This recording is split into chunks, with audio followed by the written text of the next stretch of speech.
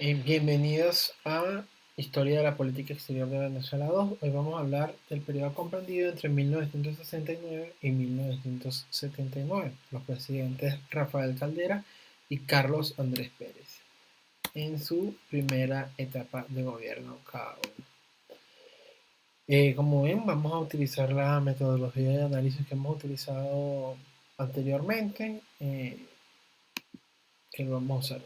¿Qué contexto internacional? Continuamos en el contexto de la Guerra Fría. Están las primeras negociaciones para el SALT I. La carrera armamentista, por supuesto, había aumentado las potencias, especialmente con Brezhnev, quien había, luego de la, o durante la avanzada de la guerra de Vietnam, había ganado cierta influencia en Asia, estaba empezando su influencia en África, pero también habían desarrollado su armamento nuclear, sus capacidades estratégicas. Esto obliga a las negociaciones del SALT I, en las cuales las potencias nucleares buscan un equilibrio de las fuerzas y que ninguna tenga más que otra.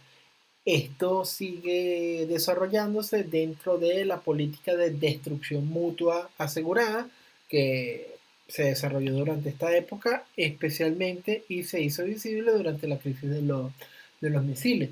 Continúa la carrera espacial, el proyecto Apolo manda a un hombre a la Luna y lo trae de regreso, el proyecto Soyuz lanza cohetes con capacidad de buena capacidad retornable, comienzan los primeros intentos para la construcción de estaciones espaciales por parte de los soviéticos. Venera es el primer objeto fabricado por el hombre que logra colocarse en otro planeta. Tenemos las primeras informaciones y las primeras fotos de Venus. La guerra de Vietnam continúa con su desarrollo de derrota para los Estados Unidos. Richard Nixon es el presidente, que es el que dirige la guerra, el cual termina renunciando. Leonid Brezhnev establece en la Unión Soviética la doctrina Brezhnev a la que el pertenecimiento o la pertenencia al socialismo implica la adopción del modelo soviético. Determinadas críticas al modelo soviético, incluso dentro del socialismo, no eran bien vistas por Brezhnev. Esto se hace evidente en Checoslovaquia en el año 1968. Ocurre lo que llaman la primavera de Praga, un movimiento reformista, pero se mantiene el modelo soviético o el modelo comunista dentro de Checoslovaquia. La guerra civil en Nigeria es una de las muestras de lo que viene siendo el descolonialismo en el contexto de la Guerra Fría. Ellos van a tener incidencia con la Unión Soviética, los Estados Unidos, la República de Biafra, que se separa de Nigeria, un país rico en petróleo. Ahí van a participar intereses israelíes, intereses norteamericanos, franceses, soviéticos, que van a, que van a tener esta participación. Avanza el proceso de descolonización del Caribe. Se limita o el gobierno directo sobre varias islas del Caribe, fronterizas con Venezuela, por eso es un evento muy importante para nosotros. Y el gobierno de Caldera llega en esta situación, es un gobierno con minoría parlamentaria, es un gobierno que busca la pacificación. Recordemos que durante los gobiernos de Betancur y Leoni, un sector de la izquierda había buscado la vía violenta o la vía armada como forma de lucha política para la toma del poder. Esta no logra la cohesión en las capacidades militares, además de la altísima represión y asesinatos del presidente Leoni, el cual, como ya habíamos dicho en la clase anterior, es el que estrena las prácticas de la tortura y la desaparición de personas. Le corresponde al presidente Caldera ya una política de afrontarlo desde una manera distinta, la promoción de la actividad económica, el estímulo de la iniciativa privada. Esto tiene que ver con la filiación política del presidente, el socialcristianismo, la atracción de capitales y la búsqueda de mercados externos. Esta búsqueda de mercados externos va a tener también su efecto en la economía.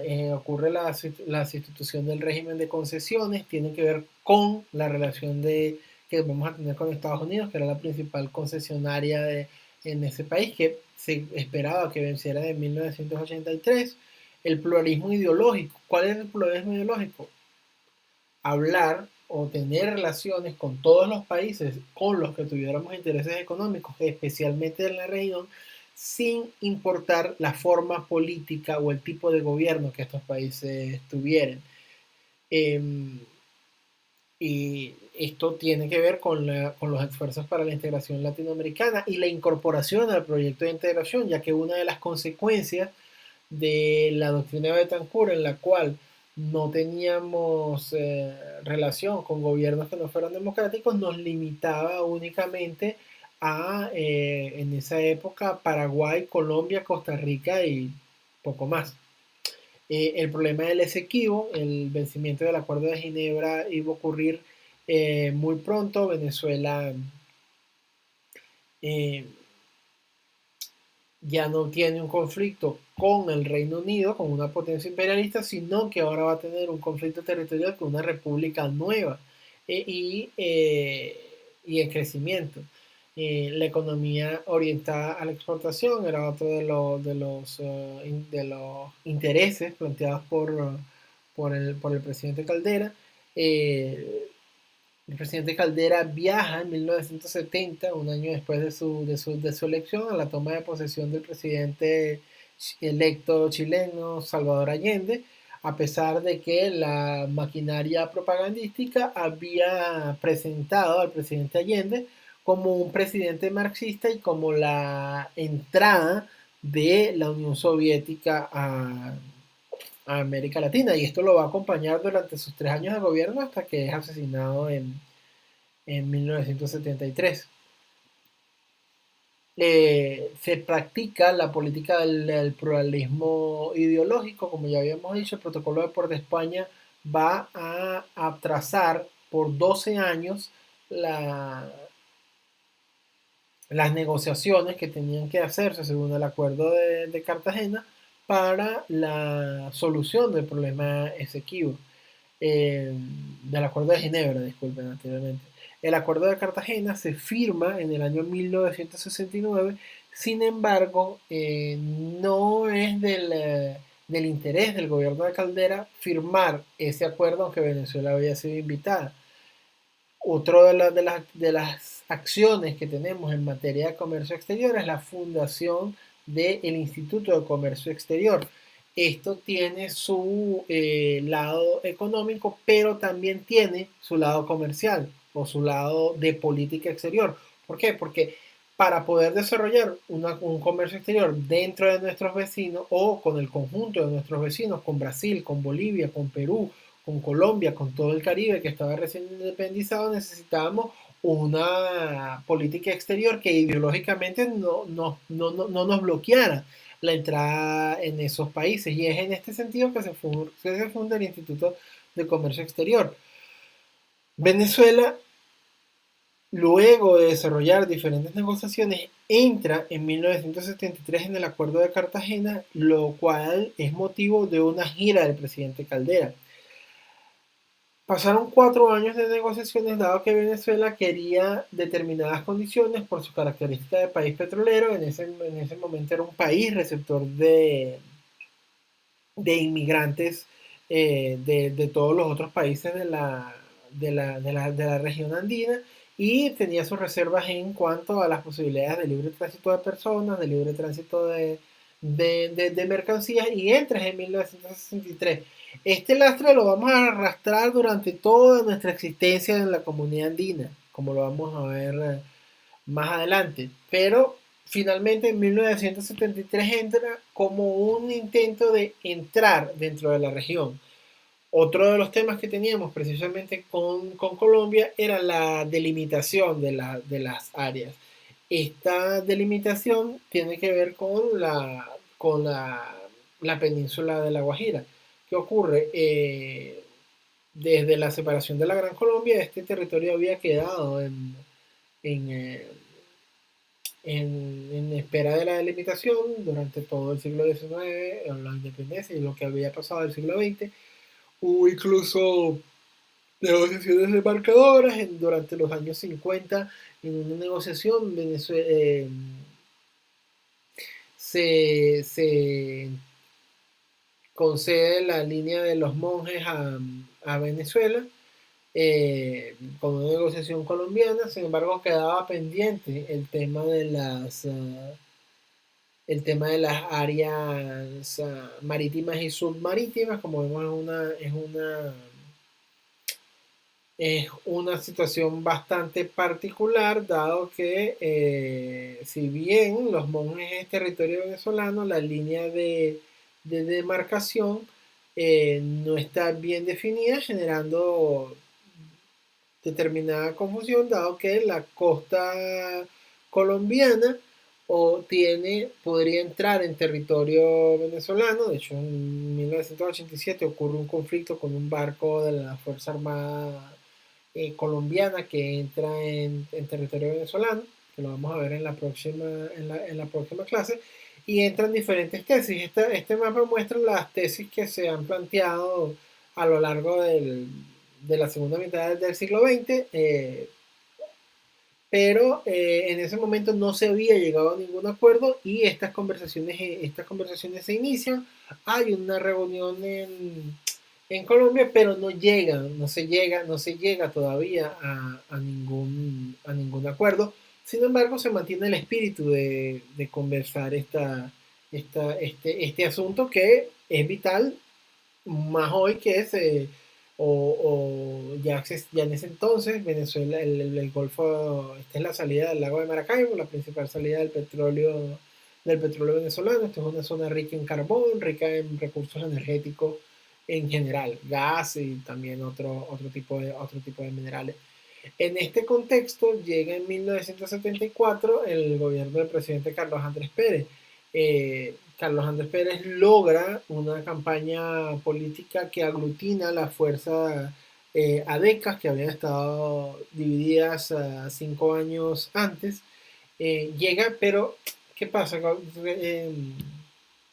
Carlos Andrés Pérez llega en una época en la que el mundo estaban ocurriendo muchísimos cambios. Como consecuencia de la crisis política de, de casos de transmisión de información y del Watergate, Richard Nixon se ve presionado a renunciar a la presidencia de los Estados Unidos antes de poder ir a juicio. Le sucede Gerald Ford y después el presidente Jimmy Carter. Ocurre la guerra del Yom Kippur, que es durante el enfrentamiento árabe-israelí. Esto va a traer como consecuencia una crisis petrolera, un disparo de los precios del petróleo. La mayoría de los países árabes, miembros de la OPEP, van a hacer un embargo petrolero con los Estados Unidos. Esto dispara los precios, lo que llaman una crisis petrolera. Venezuela es de los que mantiene el comercio con los Estados Unidos, a pesar de ser un Estado miembro de la OPEP. Eh, y se beneficia de esos aumentos del precio del petróleo. La política de la relación con los Estados Unidos era precisamente mantenerse como un proveedor seguro de petróleo. Ocurre la creación de la Agencia Internacional de Energía. La Agencia Internacional de Energía va a ser un acuerdo de los países consumidores de petróleo. En 1974 también ocurre la invasión turca a Chipre. Es un conflicto en Medio Oriente entre dos estados miembros de la OTAN. La República de Chipre es una isla en el Mediterráneo que había sido eh, o había obtenido su independencia a partir del año 1961, con comunidades chipriotas y griegas. Esto va a causar un conflicto, pero al final la Junta griega, que también había dado un golpe de Estado, también es derrocada en Grecia.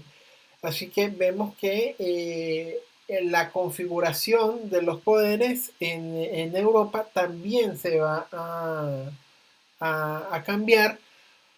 La tendencia de estos gobiernos va a ser una tendencia más a la socialdemocracia, que es la tendencia del gobierno del Partido Acción Democrática. Eso le permite partidistamente una acción mucho más global, una acción mucho más internacional. Surge la idea del tercer mundo, ¿no? Que no son los países que están con el eje de la Unión Soviética o el eje de la de los Estados Unidos, sino que surge la idea del tercer mundo dentro del cual se va a inscribir Venezuela. El 27 de diciembre de 1974 inicia la lucha o la etapa armada del Frente Sandinista de Liberación Nacional. Por supuesto que el somocismo nos recordaba los apoyos a Pérez Jiménez. Venezuela da soporte financiero, da asilo, extraoficialmente también se entrega armas y se entrega financiamiento al Frente Sandinista de Liberación Nacional, especialmente después del asesinato de Chamorro, que va a ser uno de los liderazgos políticos que va a tomar Carlos Andrés Pérez al principio al principio de su primer mandato. En 1975 muere Francisco Franco, inicia la transición española a la democracia, es nombrado el rey, es electo el presidente Adolfo Suárez, termina el colonialismo portugués en África, la Junta de Gobierno, la Revolución de los Claveles también es una habilitación en África. Entonces nosotros tenemos un surgimiento de gobiernos electos democráticamente tanto en Europa como ya un debilitamiento de las dictaduras. No habían terminado, pero sin embargo la dictadura seguía siendo la principal forma o los principales tipos de gobiernos que teníamos en América Latina. Pero están ocurriendo cambios, ¿no?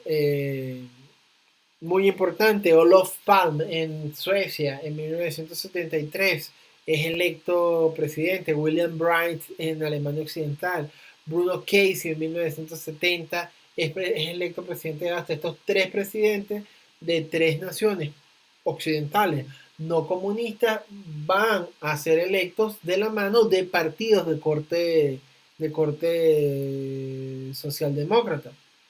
Eh, Esto va a darle una ventaja a Carlos Andrés Pérez para tener una presencia internacional, la cual va a saber aprovechar. Vamos a parar un momento aquí.